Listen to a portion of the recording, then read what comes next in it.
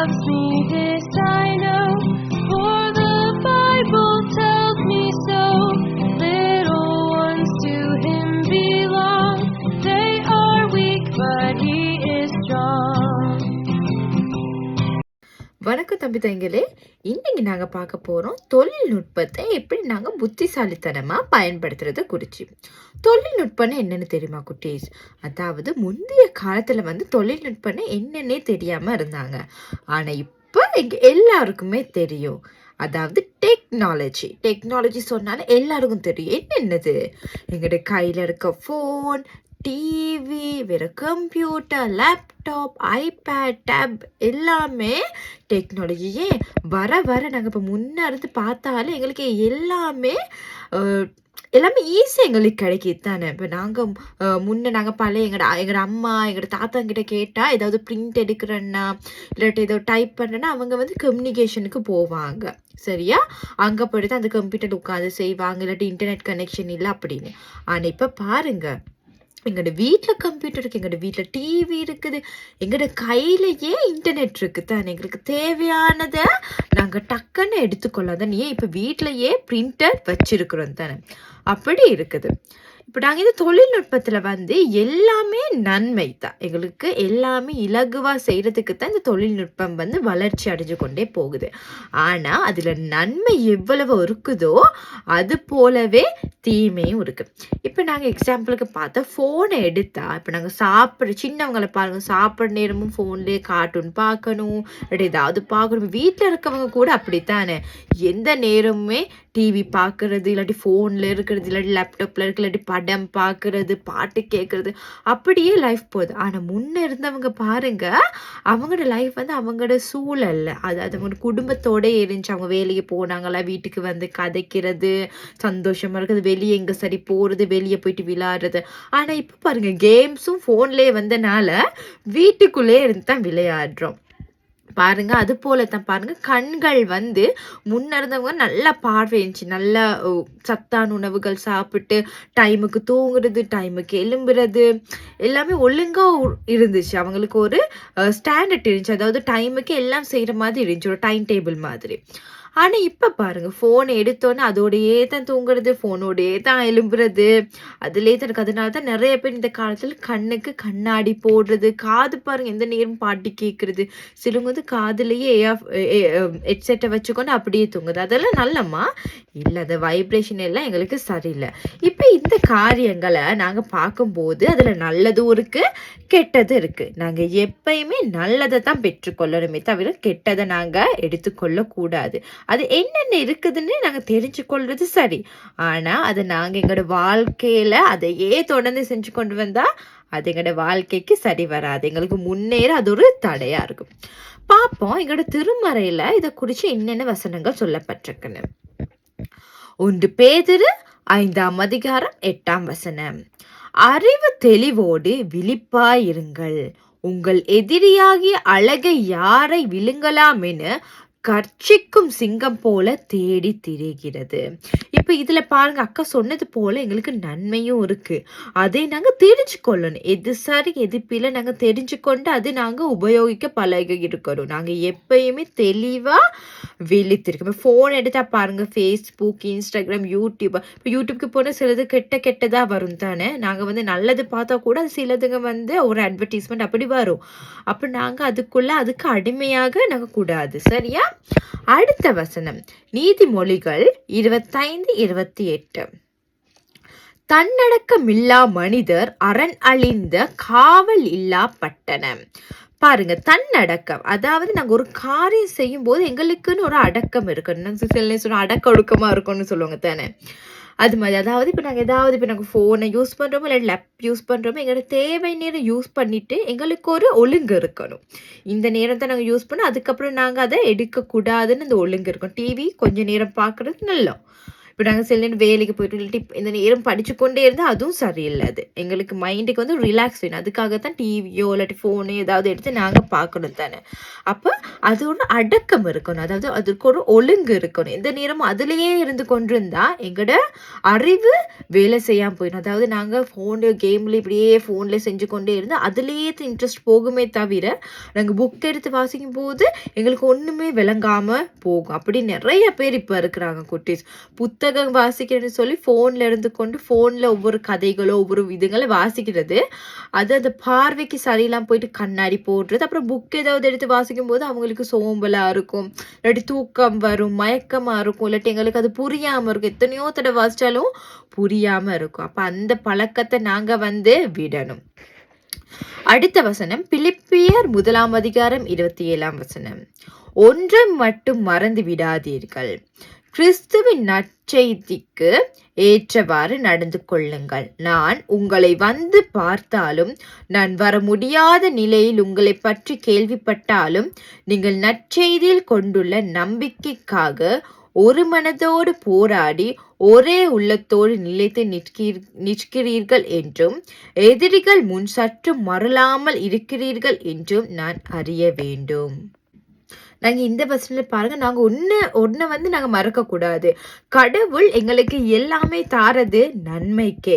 அதை வந்து நாங்கள் தவறான வழியில் நாங்கள் எடுத்துக்கொள்ள கூடாது. அது போல நாங்கள் வந்து இந்த செயல்கள்னால நாங்கள் கடவுளை விட்டு ஒதுங்கி போகவும் கூடாது. அவருக்குள்ளே நாங்கள் நெருங்கணும். இப்போ நாங்கள் வந்து இப்போ அக்காங்க வீடியோ செய்கிறோம், நீங்கள் யூடியூப்பில் பார்க்குறீங்க, அது முடிய நாங்கள் வேறு ஏதாவது பார்க்கணும். கடவுளுக்குரிய காரியங்கள் நிறைய காரியங்கள் நாங்கள் அதில் பெற்றுக்கொள்ளலாம். ஆனால் சில விடயங்கள் சில வீடியோஸ் இருக்கும் பொய்யான செய்திகள், அதாவது சுவிசேஷம் பொய்யான சுவிசேஷம் சொல்கிறது. அது நீங்கள் அறிவு உங்களுக்கு வந்து நல்ல ஞானம் இருந்தால் நீங்கள் புரிஞ்சுக்கோ எது சரி எது பிள்ளை, கடவுள் எங்களுக்கு எந்த வசனத்தூடாக கதைக்கிறாரு, அவர் என்னது சொல்லியிருக்காரு. நாங்கள் திருமறையில் பார்த்தா கூட நிறைய விடயங்கள் இருக்குது எங்களோட வாழ்க்கைக்கு தேவையானது. அதை நாங்கள் பெற்று கொள்ளணும். அதை நாங்கள் இந்த தொழில்நுட்பம் மூலம் வந்து நாங்கள் அதுலேயே அதுக்குள்ளே போனால் நாங்கள் அதை அடிக்ட் ஆகுறோம். அதாவது சாத்தான் வந்து ஏதோ ஒரு வழியில் வரலாம் தானே, எங்களுக்கு ஒரு கெட்டதாக கொண்டு வரல. இப்போ நாங்கள் படிக்கிற காரியங்கள் நிறைய நாங்கள் ஃபோன்லேயும் அப்ளை செய்யலாம், ஆனால் சில நேரங்களில் அதே தவறாக எங்களுக்கு மாறும். ஏன் சாத்தான் எந்த வழியில் கூட கடவுளோட பிள்ளைங்களை அவன் வந்து விழுங்கா பார்ப்பான். அடுத்த வசனம் மார்க்கு 9:43 முதல் 47 வரை. உங்கள் கை உங்களை பாவத்தில் விழ செய்தால் அதை வெட்டி விடுங்கள். நீங்கள் இரு கையுடையவராய் அணையாத நெருப்புள்ள நரகத்துக்குள் தள்ளப்படுவதை விட கையூனமுற்றவராய் நிலை வாழ்வில் புகுவது உங்களுக்கு நல்லது. உங்கள் கால் உங்களை பாவத்தில் விழ செய்தால் அதை வெட்டி விடுங்கள். நீங்கள் இரு காலுடையவராய் நரகத்தில் தள்ளப்படுவதை விட கால் ஊனமுற்றவராய் வாழ்வில் புகுவது உங்களுக்கு நல்லது. உங்கள் கண் உங்களை பாவத்தில் விழ செய்தால் அதை பிடுங்கி எறிந்து விடுங்கள். நீங்கள் இரு கண்ணுடையவராய் நரகத்தில் தள்ளப்படுவதை விட ஒற்றை கண்ணராய் இரையாட்சிக்கு உட்படுவது உங்களுக்கு நல்லது. இந்த வசனத்தை கேட்கும் போது எங்களுக்கே உணர்த்தப்படுது தானே. பாருங்க, எங்களோட கை ஏதாவது ஒரு தவறான வழியில போனா, இல்லாட்டி எங்களோட கண் தவறான வழியில ஏதாவது பார்த்தால், இல்லாட்டி எங்களோட கால் தவறான ஒரு இடத்துக்கு போகுதுன்னா அதை வெட்டி விட வேணாங்க. நரகத்துக்கு முழுமையா போறதை விட குருடனாவோ இல்லாட்டி ஊனமுற்றவராகவோ நாங்கள் பரலோகத்துக்கு போறது ஒரு பெரிய காரியம். பாருங்க, தொழில்நுட்பத்துல நாங்க பாக்குறது தவறோ இல்லை, நாங்க கையில தானே எல்லாமே சர்ச் பண்ண போறோம் டைப் பண்ணி. அப்ப அது தவறு. நாங்க எங்க சரி போற நேரம் தவறான இடங்களுக்கு போகும்போது கடவுள் எங்களுக்கு உணர்த்தும் போது இல்லை அது பிரச்சனை, நாங்க போகலாம் நாங்க யோசிச்சு போகக்கூடாது. ஏதோ ஒரு வழியில எங்களுக்கு கடவுள் உணர்த்துவார். கடவுளோட பிள்ளைய அவர் எப்பயுமே கைவிட மாட்டார். ஏதாவது தவறான வழியில போனாலோ தவறா செய்தாலோ அவர் எங்களுக்கு உணர்த்துவார். நாங்க வந்து செய்த பாவங்களை மன்னிப்பு கேட்டு அவருக்கு நாங்க இனி செய்ய மாட்டோம்னு இருக்கணும். ஓகேயா குட்டீஸ்? இன்னொன்று தெரியுமா குட்டீஸ், எங்களுக்கு எல்லாமே இலகுவா கிடைக்கும் போது அதுல எப்பயுமே ஏதாவது ஒரு பிரச்சனை, ஏதாவது ஒரு சோதனை ஒண்ணு இருக்கும் குட்டீஸ். அதே போல தான் பாருங்க, நாங்க ஃபோன் எடுத்து ஏதாவது கிளிக் பண்ணோனே எங்களுக்கு எல்லாமே கிடைக்கிற மாதிரி இருக்கு தானே குட்டீஸ். ஆனா அதை விட கூட பிரச்சனைகள், பாவம் நிறைஞ்சிருக்குது.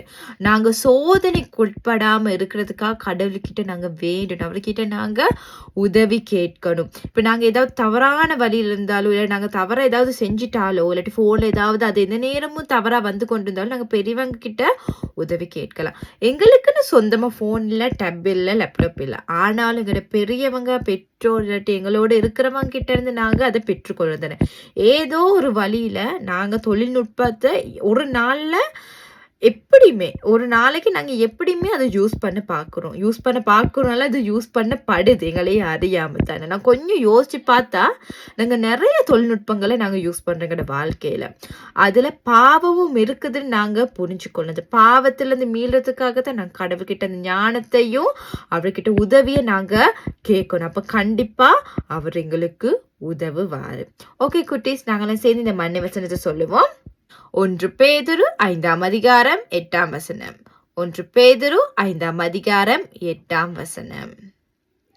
அறிவு தெளிவோடு விழிப்பாய் இருங்கள். உங்கள் எதிரியாகிய அழகை யாரை விழுங்கலாம் என கர்ச்சிக்கும் சிங்கம் போல தேடி திரிகிறது. 1 பேதுரு 5ஆம் அதிகாரம் 8ஆம் வசனம். அறிவு தெளிவோடு விழிப்பாய் இருங்கள். உங்கள் எதிரியாகிய அழகை யாரை விழுங்கலாம் என கர்ச்சிக்கும் சிங்கம் போல தேடி திரிகிறது. இங்க பாருங்க குட்டீஸ், ஒரு கைவேலை செஞ்சிருக்கேன். இதை பார்த்தோன்னே உங்களுக்கு தெரியுது தானே? ஆமா, ஃபோன் செஞ்சிருக்கேன். இந்த ஃபோன் தான் எங்களோட எப்பயுமே எங்களோட அன்றாட வாழ்க்கையில் இருக்கிற ஒரு காரியம் தானே. இதை நாங்கள் எங்களுக்கு ஒரு லிமிட் ஒன்று இருக்கணும். இல்லாட்டி நாங்கள் அதுக்கு அடிக்ட் ஆகணும். அதாவது நாங்கள் கடவுளுக்கு கொடுக்குற நேரத்தை குறைச்சிட்டு இந்த தொழில்நுட்பத்துக்கு நேரத்தை ஒதுக்குறதா இருக்கும். அப்போ கடவுள் எங்களை படைச்சவர், எங்களோட அன்பா இருக்கிறது, எங்களோட இருக்கிறவர். இந்த தொழில்நுட்பம் எல்லாம் எங்களுக்கு இப்போ இந்த தொழில்நுட்பம் செஞ்சவங்களுக்கு யாரு ஞானத்தை கொடுத்தது? எங்கள் கடவுள் தானே. ஞானத்தை கொடுத்தாரு என்னதுக்காக? நாங்கள் எங்களோட செயல்கள், நாங்கள் செய்கிற ஒவ்வொரு காரியம் இலகுவாக செய்கிறதுக்கு. அப்போ அதில் நன்மை இருக்கிறது போலவே தீமையும் இருக்குது தானே. அப்போ தீமையை நாங்கள் ஒதுக்கணும். அதாவது நாங்கள் தொழில்நுட்பத்தை பாவிக்கணும், ஆனால் அதற்கான ஒரு சரியான நேரத்துக்கு தான் நாங்கள் பாவிக்கணுமே தவிர அதுலேயே எல்லா நேரமும் இருந்தால் சரியா? இல்லை, நாங்கள் கடவுளுக்கு அவரோட நேரத்தை கண்டிப்பாக நாங்கள் கொடுக்கணும். ஓகே குட்டீஸ், நாங்கள் சேர்ந்து பாட்டுன்னு பாடுவோம். சாத்தான் சுத்தி ஆசை ரொம்ப காட்டி, சாத்தான் சுத்தி ஆசை ரொம்ப காட்டி, அனுபவி அனுபவி என்று சொன்னானே, அனுபவி அனுபவி என்று சொன்னானே, நோ நோ சொல்லிவிட்டு பாய் பாய் காட்டிவிட்டு, நோ நோ சொல்லிவிட்டு பாய் பாய் காட்டிவிட்டு, கர்த்தரின் மெய்ப்பராயிருப்பதினாலே, கர்த்தரின் ஷேப்படாயிருப்பதினாலே, அவருக்கு சாட்சியாய் வாழ்ந்திடுவேனே, அவருக்கு விட்னஸாய் வாழ்ந்திடுவேனே. ஆமாம் குட்டீஸ், சாத்தான் ஒவ்வொரு விதத்தில் சோதனைகளை எங்களோட வாழ்க்கைக்கு கொண்டு வருவான். அந்த நேரம் நாங்கள் என்ன பண்ணணும்? கடவுள்கிட்ட ஞானத்தை கேட்டு அவர்கிட்ட ஹெல்ப் கேட்கும்போது அவரோட தூதர்களை கொண்டு எங்களை சுற்றி வர பாதுகாப்பாரு தானே. கண்டிப்பாக குட்டீஸ், நாங்கள் எப்பவுமே எந்த காரியம், தொழில்நுட்பம் மட்டுமில்லை குட்டீஸ், எங்களை வாழ்க்கையில் அன்றாட வாழ்க்கை நடக்கிற காரியங்களை கூட சாத்தன் ஒவ்வொரு வகையில் கெட்ட விடயங்களை கொண்டு வரலாம். ஆனால் நாங்கள் அறிவை நாங்கள் பயன்படுத்தணும். ஓகே குட்டீஸ், இன்னொரு புதிய விடயத்தோடு உங்களை சந்திக்க வரேன். பாய்.